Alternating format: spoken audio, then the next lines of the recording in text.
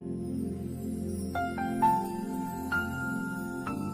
इसहाक ने याकूब को बुलाकर आशीर्वाद दिया और आज्ञा दी कि तू किसी कनानी लड़की को न ब्याह लेना। पद्दनराम ने अपने नाना बतूएल के घर जाकर वहां अपने मामा लाबान की एक बेटी को ब्याह लेना। और सर्वशक्तिमान ईश्वर तुझे आशीष दे और फुला फला कर बढ़ाए और तू राज्य की मंडली का मूल हो। और वो तुझे और तेरे वंश को भी इब्राहिम की सी आशीष दे कि तू ये देश जिसमें तू परदेशी होकर रहता है और जिसे परमेश्वर ने इब्राहिम को दिया था उसका अधिकारी हो जाए। और इसहाक ने याकूब को विदा किया और वो पद्दनराम को अरामी बतूएल के उस पुत्र लाबान के पास चला जो याकूब और एसाव की माता रिबका का भाई था।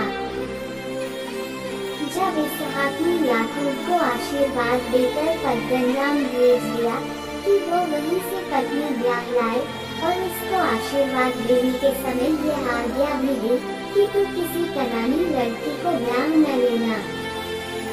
और याकूब माता पिता की मानकर पद्दनराम को चल दिया।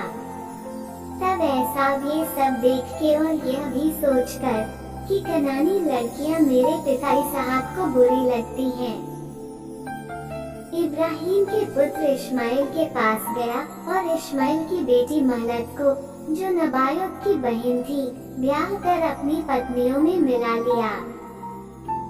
सो याकूब बेरशेबा से निकलकर हारान की ओर चला और उसने किसी स्थान में पहुंचकर रात वहीं बिताने का विचार किया क्योंकि सूर्यास्त हो गया था।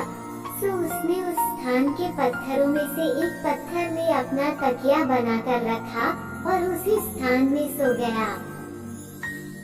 तब उसने स्वप्न में क्या देखा कि एक सीढ़ी पृथ्वी पर खड़ी है और उसका सिरा स्वर्ग तक पहुंचा है और परमेश्वर के दूत उस पर से चढ़ते उतरते हैं। और यहोवा उसके ऊपर खड़ा होकर कहता है कि मैं यहोवा तेरे दादा इब्राहिम का परमेश्वर और इसहाक का भी परमेश्वर हूँ। जिस भूमि पर तू पड़ा है उसे मैं तुझको और तेरे वंश को दूंगा और तेरा वंश भूमि की धूल के किलकों के समान बहुत होगा और पश्चिम पूरब उत्तर दक्षिण चारों ओर फैलता जाएगा और तेरे वंश के द्वारा पृथ्वी के सारे कुल आशीष पाएंगे। और सुन, मैं तेरे संग रहूंगा और जहाँ कहीं तू जाए वहाँ तेरी रक्षा करूंगा और तुझे इस देश में लौटा ले आऊंगा। मैं अपने कहे हुए को जब तक पूरा न कर लूं तब तक तुझको न छोड़ूंगा। तब याकूब जाग उठा और कहने लगा, निश्चय इस स्थान में यहोवा है और मैं इस बात को न जानता था।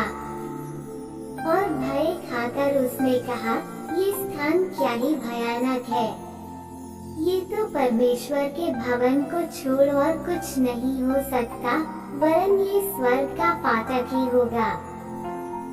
भोर को याकूब तड़के उठा और अपने तकिए का पत्थर लेकर उसका खंभा खड़ा किया और उसके सिरे पर तेल डाल दिया और उसने उस स्थान का नाम बेतल रखा पर उस नगर का नाम पहले लूज था। और याकूब ने यह मन्नत मानी कि यदि परमेश्वर मेरे संग रहकर इस यात्रा में मेरी रक्षा करे और मुझे खाने के लिए रोटी और पहनने के लिए कपड़ा दे और मैं अपने पिता के घर में कुशल क्षेम से लौटाऊं, तो यहोवा मेरा परमेश्वर ठहरेगा।